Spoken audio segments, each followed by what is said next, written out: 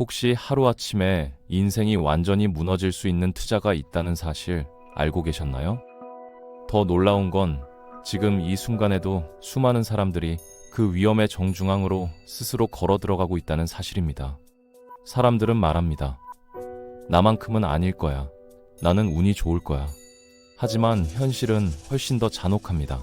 참여자의 95%가 결국 돈을 잃고 일부는 단 몇 시간 만에 수백만 원이 아니라 수천만 원을 잃습니다.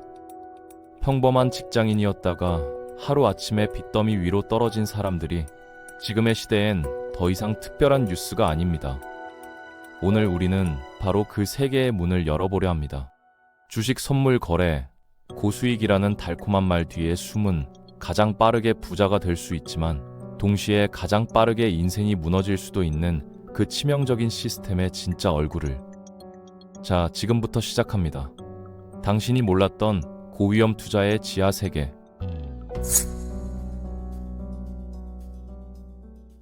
요즘 주변을 보면 주식이나 코인으로 손실을 본 분들이 파생상품 쪽으로 방향을 틀고 있다는 걸 체감하실 수 있을 텐데요. SNS만 열어봐도 몇백만 원으로 억대 수익을 냈다는 인증샷들이 끊임없이 올라오잖아요. 언뜻 보면 정말 매력적으로 느껴질 수밖에 없죠. 사람들이 잘 모르시는 사실인데 선물 거래라는 게 처음 생겨난 이유는 지금과 정반대였어요. 투기를 부추기려고 만든 게 아니라 오히려 리스크를 줄이기 위한 안전장치였다는 사실이죠. 19세기 미국 중서부 곡물 시장을 생각해 보세요.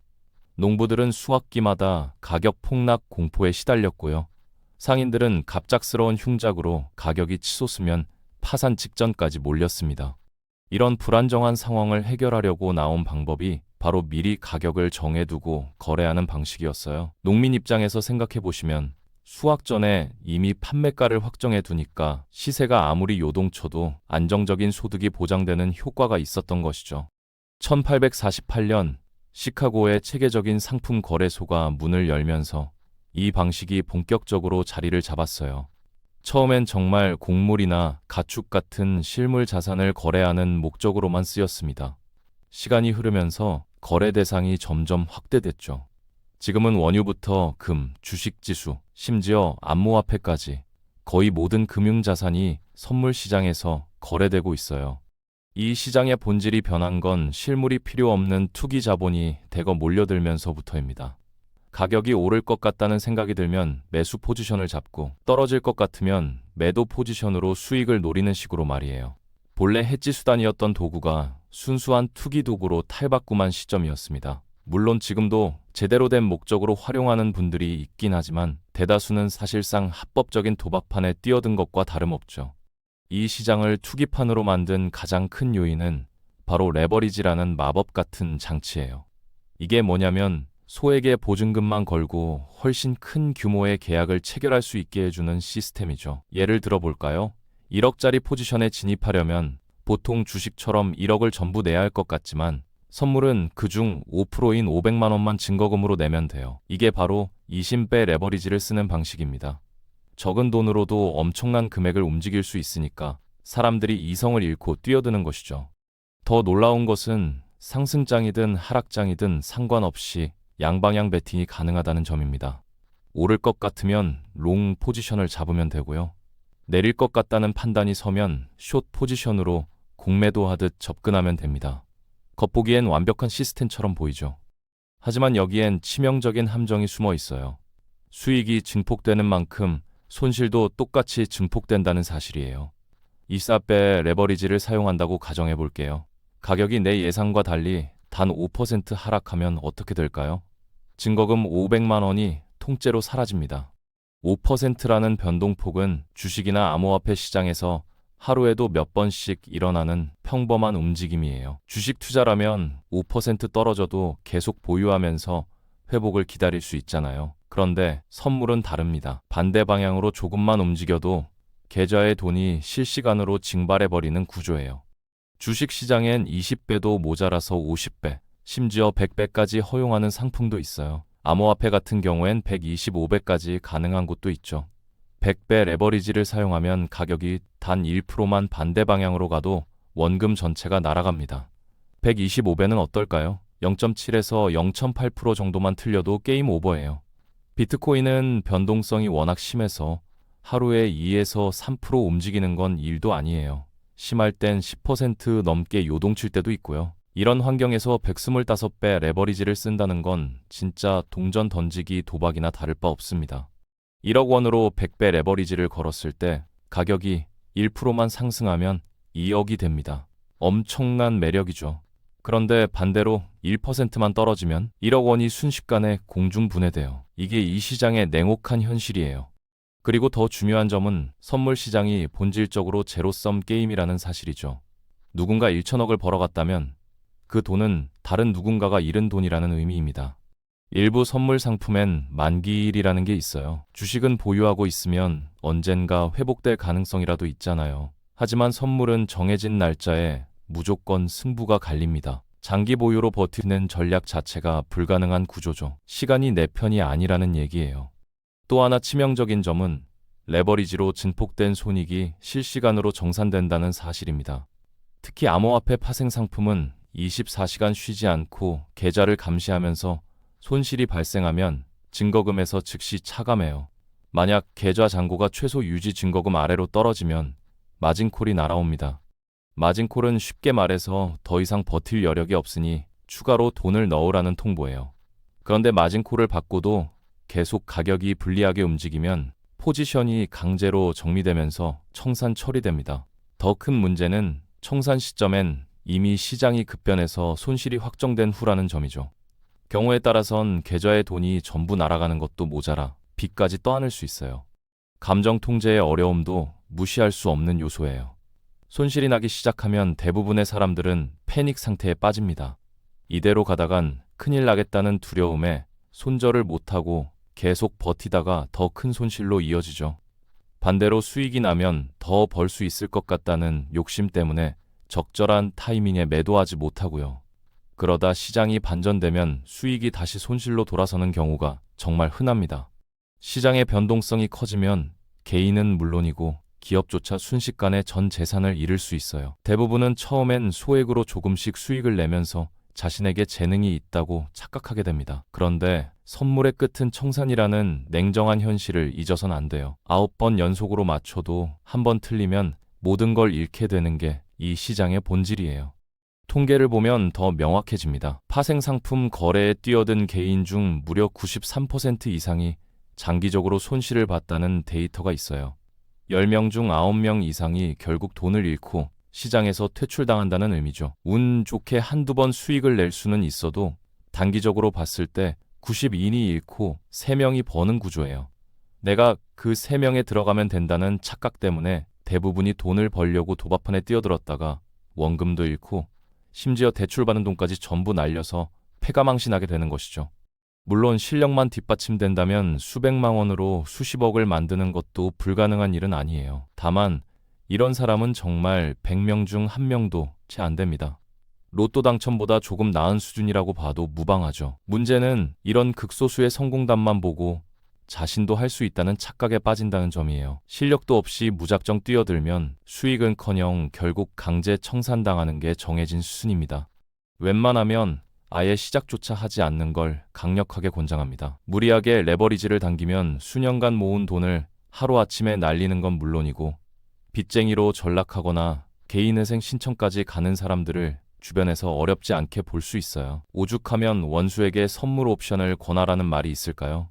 그럼 도대체 왜 이렇게 많은 사람들이 이 위험한 시장에 뛰어드는 걸까요? 첫 번째 이유는 SNS나 커뮤니티에 넘쳐나는 성공 스토리 때문입니다. 운 좋게 대박난 소수의 인증샷만 보이거든요. 그런 사람들은 벌었을 때만 자랑하고 잃었을 때는 입을 다물어 버리니까 성공 사례만 눈에 들어오는 것이죠. 수십 배, 수백 배 수익을 올렸다는 자극적인 이야기만 보이지만 실제 현실에서는 93% 이상이 손실을 보고 있다는 사실은 보이지 않습니다.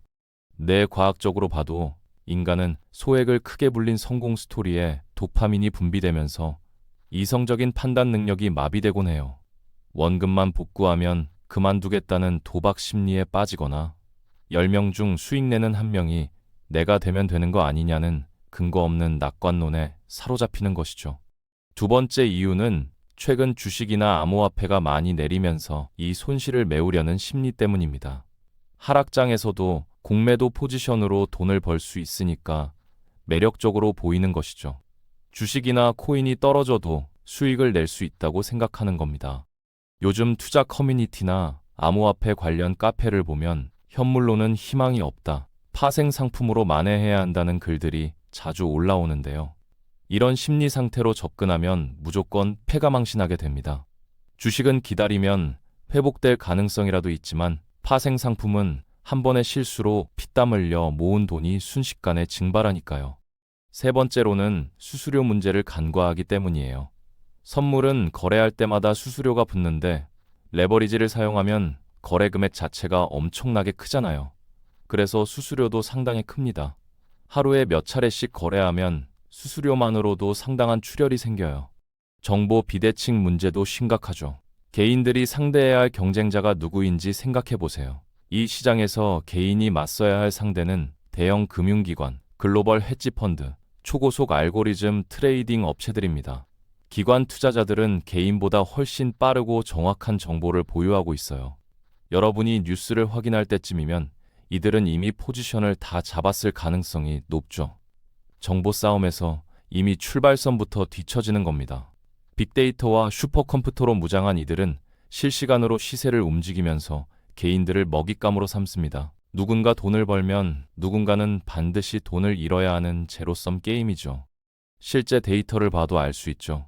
SP500 지수는 연평균 약 10% 정도의 수익률을 기록했어요. 하지만 파생상품 투자는 단기적인 등락에 베팅해서 다른 사람의 돈을 빼앗아오는 제로섬 게임이에요. 이건 투자가 아니라 홀짝 맞추기 도박과 본질적으로 비슷하다는 걸 알 수 있습니다. 그럼 대안은 무엇일까요? 앞서 말씀드린 것처럼 파생상품 거래는 원래 리스크를 관리하는 도구 중 하나였어요. 예를 들어 주식을 꾸준히 장기 보유하고 있는데 최근 너무 급격하게 상승했다고 느껴질 때 주식을 매도하는 대신 파생상품으로 숏 포지션을 잡아서 해지하는 전략을 쓴다면 훨씬 안정적인 투자가 가능하죠.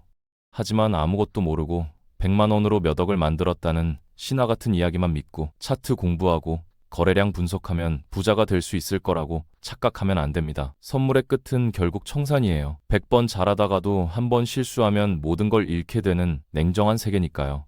일반적인 주식 투자는 기업이 성장하면서 파이 자체가 커지기 때문에 다 같이 이익을 볼 수 있는 구조예요. 장기적으로 내 자산을 지키고 불리는 게 목적이라면 파생 상품 같은 건 절대 손대지 말고 우량한 주식이나 자산을 꾸준히 쌓아가는 게 정답입니다. 그래도 꼭 해야겠다는 분들이 계시다면 진짜 없어도 되는 좋은 경험했다고 생각할 수 있는 정도의 돈으로만 시도해 보세요. 정말 잃어도 생활에 전혀 지장이 없을 만큼의 금액만, 그것도 아주 낮은 레버리지로만 접근하시고요. 수익이 날 때마다 무조건 출금해서 원금은 빼놓고 수익금으로만 불려간다는 마인드로 접근하는 것이죠. 아무리 차트 분석을 열심히 하고 공부를 했다고 해도 내 생각대로 안 되는 경우가 무조건 생겨요. 조금이라도 손실 보기 싫다고 해서 물 타면서 버티다가 오히려 손실이 더 커지니까 내가 생각한 방향대로 안 가면 내가 틀렸다고 빠르게 인정하고 손절하는 습관을 들이는 게 진짜 중요합니다. 레버리지를 활용하면 2배, 3배는 기본이고 2조, 배, 100배까지도 가능하기 때문에 이런 파생 상품 시장에서는 당연히 방향을 맞추는 것도 중요하지만 방향과 타이밍까지 정확히 맞춰야 해요. 일반 주식처럼 물 타고 버티면 올라가겠지 하는 식으로 생각하시면 절대 안 됩니다. 진짜 로봇처럼 칼같이 원칙을 지킬 수 있는 사람이 아니면 절대로 하면 안 되는 게 파생 상품이에요. 이런 시장에 적응돼 버리면 나중엔 일반 투자가 재미없고 눈에 안 들어오는 부작용도 생깁니다. 웬만하면 절대 시작조차 하지 않는 걸 다시 한번 권장합니다. 최근 주식이나 암호화폐가 하락한다고 해서 그 손실을 만회하겠다고 레버리지를 2배, 3배 당기는 순간 진짜 인생 나락으로 떨어지게 될 수 있어요. 인생은 누구에게나 충분히 어렵습니다.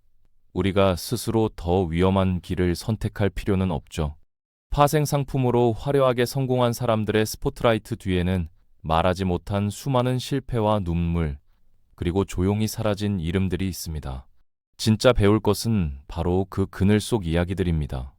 그들은 숫자가 되기 전까지 평범한 직장인이었고, 가족이 있었고 미래를 꿈꾸던 사람들이었습니다.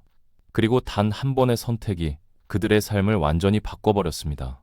몇몇의 화려한 이야기만 보고 나도 저렇게 될 수 있겠지라고 스스로를 속이지 마세요. 대부분의 사람은 이 냉정한 사실을 외면하죠. 그러다 결국 자신이 그 95%가 된 뒤에야 깨닫습니다. 만약 선물을 하고 싶으시다면 증거금 계좌에 돈을 던져 넣기 전에 잠시 주변을 둘러보세요. 가족, 친구, 연인, 당신 인생에서 진짜 소중한 사람들에게 정말 선물을 줄 수 있는지, 그게 훨씬 값지고 훨씬 확실한 투자일지도 모릅니다. 오늘 우리는 선물 거래의 위험을 이야기했습니다. 하지만 이 이야기가 끝났다고 해서 당신의 선택까지 끝난 건 아닙니다. 이제는 당신의 차례입니다. 당신의 삶을 지키는 선택, 그리고 당신의 미래를 결정할 선택을 할 시간입니다.